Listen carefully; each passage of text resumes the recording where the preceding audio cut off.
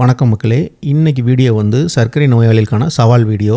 இந்த சவாலை வந்து ஏற்றுக்கிறவங்க ஏற்றுக்குங்க, ஏற்றுக்காதவங்க கடந்து போங்க. ஆனால் இந்த சவால் விடுறதுக்கான காரணத்தை நம்ம ஸ்ட்ராங்காக சொல்லணும் இல்லையா? அதுதான் இப்போ எங்கள் வீட்டில் வந்து மனைவி வந்து அரிசி பருப்பு சாதம் செஞ்சிட்ருக்காங்க. அரிசி பருப்பு சாதம் அப்படியே வீடியோ எடுத்துக்கிட்டு இன்றைக்கி இந்த சர்க்கரை நோயாளிகளுக்கான சவால் வீடியோவை பேசிடுவோம். இப்போ இன்டர்மீடியட் ஃபாஸ்டிங்க்கு வாங்க அப்படின்னு சொல்லி இந்த சேனலில் வந்து நிறைய வீடியோ போடுறோம். இன்டர்மீடியட் ஃபாஸ்டிங்க்கு வாங்க அப்படிங்கிறோம். அதுக்கான ஒரு ஸ்ட்ராங் காரணம் வேணும்ல. இப்போ இன்டர்மீடியட் ஃபாஸ்டிங் மட்டும்தான் வந்து சர்க்கரை நோய் ரிவர்ஸ் பண்ணும் அப்படின்னு சொல்லிட்டு எந்த விதமான எவிடன்ஸும் கிடையாது. இருந்தாலும் இந்த சேனலில் வந்து இன்டர்மீடியட் ஃபாஸ்டிங் வந்து நம்ம ப்ரொமோட் பண்ணுறோம். அப்போ அதுக்கான காரணம் சொல்லணும்ல. இப்போ நிறைய பேர் கேட்பாங்களே, இன்டர்மீடியட் ஃபாஸ்டிங் வாங்கன்னு சொல்கிறீங்க, சர்க்கரை நோய் ரிவர்ஸ் பண்ணு இன்டர்மீடியட் ஃபாஸ்டிங் அப்படின்னா அதுக்கான ஆதாரத்தை காட்டுங்க அப்படின்னு கேட்பாங்களா இல்லையா?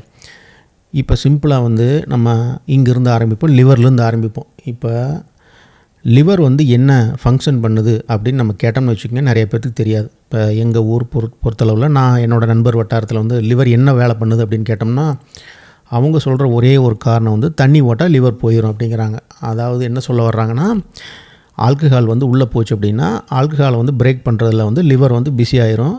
இதை ரிப்பீட்டடாக நடக்கிறப்போ வந்து லிவர் ஃபங்க்ஷன் இதாகி லிவர் போயிடும். இதுதான் வந்து பேசிக்காக எங்கள் ஊரில் உள்ள புரிதல். அதுதான் உண்மை. இப்போ லிவர் இந்த வேலையை மட்டும்தான் பண்ணுதா அப்படின்னு கேட்டிங்கன்னா, இப்போ லிவர் வந்து நம்ம ஒரு 10-20 வேலையை சிம்பிளாக சொல்லலாம்.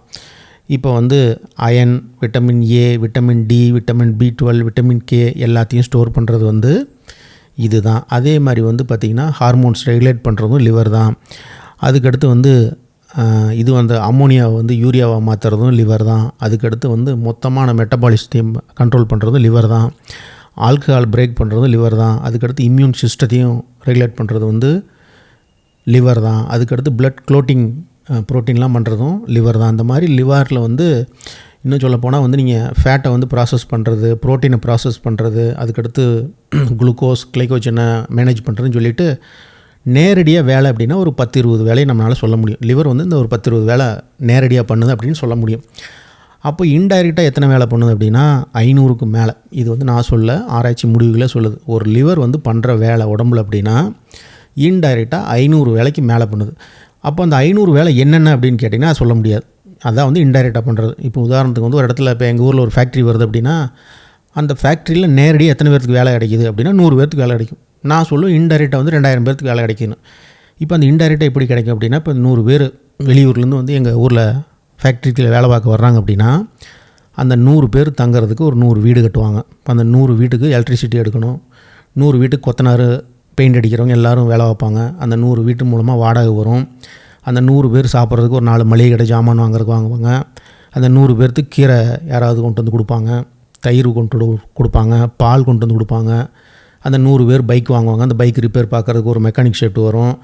100 பேர் டீ குடிப்பாங்க. இந்த மாதிரி வந்து இன்டைரக்டாக ப்ராசஸ். இப்போ அந்த டீ கடைக்கு வந்து வேறு எங்காவது ஒருத்தர் டெய்லி ஒரு 100 தேங்காய் பண்ணு கொண்டு சப்ளை பண்ணுவாங்க. அந்த தேங்காய் பண்ண ஒரு 10 பேர் செய்வாங்க. இந்த மாதிரி நீங்கள் கணக்கு போட்டீங்க அப்படின்னா நேரடியாக வந்து அந்த ஃபேக்ட்ரியில் வேலை செய்கிறது வெறும் 100 பேர் தான். இன்டைரக்டாக நீங்கள் கணக்கு போட்டீங்க அப்படின்னா நான் சொன்ன மாதிரி ஒரு 2000 பேர்த்துக்கு வரும். இதுதான் வந்து அந்த வேலைவாய்ப்பு வந்து இப்படி தான் நடக்கும். இப்போ வந்து நீங்கள் உடனே வந்து டைரெக்டாக போய் அந்த ஃபேக்ட்ரி வாசல்ன்ட்டு இந்த ஃபேக்ட்ரி எத்தனை பேருக்கு வேலை வாய்ப்பு கொடுக்குது அப்படின்னா அங்கே இருக்கிற கணக்கு 100 தான். ஆனால் இன்டைரக்டாக கணக்கு பார்த்தீங்கன்னா 2000 பேருக்கு வேலை வாய்ப்பு அந்த ஏரியாவில் இருக்கும். அதே மாதிரி வந்து நீங்கள் லிவர் ஃபங்க்ஷன் வந்து டைரெக்டாக கேட்டிங்க அப்படின்னா எத்தனை ஃபங்க்ஷன் அப்படின்னா ஒரு 20-25 ஃபங்க்ஷன் தான் சொல்ல முடியும். இப்போ வந்து இன்டைரக்டாக அப்படின்னா லிவர் வந்து ஒரு 500 வேலை பண்ணும். அதில் வந்து ஏகப்பட்ட வேலை வந்து அந்த லிவர் பண்ணிக்கிட்டே இருக்கும். இப்போ நம்ம மக்கள் வாழ்க்கை முறையில் என்ன பண்ணுறாங்கன்னா, சும்மா வந்து நான் பல தடவை சொன்ன மாதிரி மாடு மேயிற மாதிரி எந்த காரணம் இல்லாமல் ஏதாவது சாப்பிட்டுட்டே இருக்கிறாங்க. சும்மா சாப்பிட்டு அந்த லிவரை வந்து மீண்டும் மீண்டும் அதை வேலை கொடுத்துக்கிட்டே இருக்கிறப்ப என்ன ஆகுது அப்படின்னா சீக்கிரமாக வந்து ஃபேட் லிவருக்கு போய் லிவர் ஃபெயிலியர் வரைக்கும் போயிடும். இங்கே தான் வந்து பிரச்சனையாக ஸ்டார்ட் ஆகுது. அப்போ நம்ம என்ன பண்ணணும் அப்படின்னு கேட்டிங்கன்னா அந்த லிவருக்கு வந்து நல்ல ஓய்வு கொடுக்கணும். சாயங்காலம் 6 மணிக்கு நீங்கள் சாப்பிட்டீங்க அப்படின்னா அடுத்த சாப்பாடை வந்து அடுத்த நாள் காலையில் 10 மணிக்கு மேலே அப்படிங்கிறப்ப ஸ்ட்ரெயிட்டாக வந்து ஏகப்பட்ட நேரம் வந்து லிவருக்கு வந்து ஓய்வு கிடைக்கும். இப்போ இந்த ஓய்வு அப்படின்னா அப்படியே வந்து ஃபுல் இதுக்கு போயிடுதா, ஓய்வு மோடுக்கு போயிடுதா அப்படின்னு கிடையாது.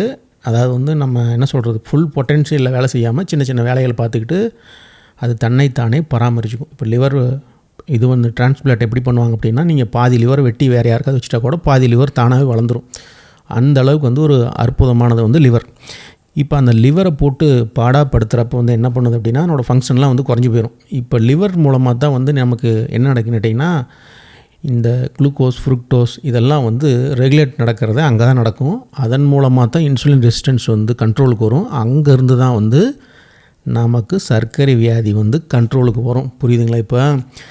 இப்போ நேரடியாக வந்து சொன்னோம்னு வச்சுக்கோங்க, இன்டர்மீடியட் ஃபாஸ்டிங் வந்து சர்க்கரை குணமாற்றினா நேரடியாக கிடையாது, எல்லாமே இப்படி இன்டைரக்டாக தான் வரும். நீங்கள் இன்டர்மீடியட் ஃபாஸ்டிங்க்கு போனீங்கன்னா ஃபஸ்ட்டு லிவருக்கு வந்து ஃபுல் ரெஸ்ட் கிடைக்கும். லிவர் அதனோட ஹெல்ப்பை வந்து இம்ப்ரூவ் பண்ணிச்சு அப்படின்னா உங்களுக்கு வந்து அங்கேருந்து குளுக்கோஸ் வந்து ரெகுலேட் ஆகி அங்கேருந்து சர்க்கரை ரிவர்ஸ் ஃபங்க்ஷன் நடக்கும். இதுக்கு தான் நான் சொல்கிறது. இப்போ இந்த இன்டர்மீடியட் ஃபாஸ்டிங் எப்படி இருக்கணும் அப்படின்னா இந்த யூடியூப்பில் வீடியோ போடுறாங்க தெரியுங்களா, காட்டுத்தனமாக வீடியோ, அதெல்லாம் பார்க்குறப்ப எனக்கு சில நேரத்தில் கடுப்பு வருது. அதுவும் குறிப்பாக வந்து பெண் மருத்துவர்களே வீடியோ எப்படி போடுறாங்கன்னா இன்டர்மீடியட் ஃபாஸ்டிங்கில் வந்து அந்த ஃபாஸ்டிங் பிரேக் பண்ணுறப்போ ஒரு கப்பில் வந்து பழங்கள்லாம் சாப்பிடுங்க அப்படிங்கிறாங்க. எப்படி வாழைப்பழம், ஆப்பிள், பலாப்பழம் அந்த மாதிரி ஃப்ரூட்ஸை வச்சு விரதத்தில் சாப்பிட்றாங்க. அதெல்லாம் வந்து அந்த அடிப்படைக்கு எதிரானது. எப்படின்னு கேட்டிங்கன்னா நம்ம ஃபேட்டி லிவரில் வந்து ஃப்ரூக்டோஸ் குளுக்கோஸ் வந்து நிறையா இருக்குது, அங்கே அதுதான் இனிப்பு தான் பிரச்சனைன்னு தான் நம்ம இன்டர்மீடியட் ஃபாஸ்டிங்கில் வந்து சாப்பிட்ற வந்து உணவு முறையை மாற்றுறோம். நீங்கள் அதுக்கு பிறகு போய் இனிப்பாக பழங்கள் வகைகள்லாம் சாப்பிட்டீங்க அப்படின்னா அது வந்து அந்த இன்டர்மீடியட் ஃபாஸ்டிங் கிடையாது, அது இன்டர்மீடியட் ஈட்டிங். ரெண்டுக்கு வித்தியாசம் இருக்குது. இன்டர்மீடியட் ஈட்டிங்னால ஒரு பிரயோஜனம் கிடையாது. நான் பேசுகிறது எல்லாமே இன்டர்மீடியட் ஃபாஸ்டிங்.